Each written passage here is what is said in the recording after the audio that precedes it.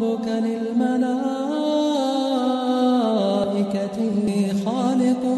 بشرا من صلصال من حمأ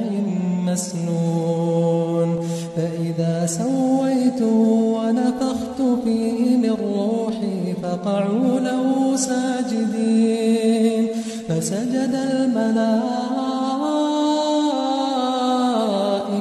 كلهم أجمعون إلا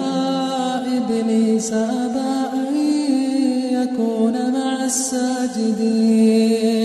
قال يا إبليس ما لك ألا تكون مع الساجدين قال لم أكن لأسجد لبشر خلقته من صلصال من حمأ مسنون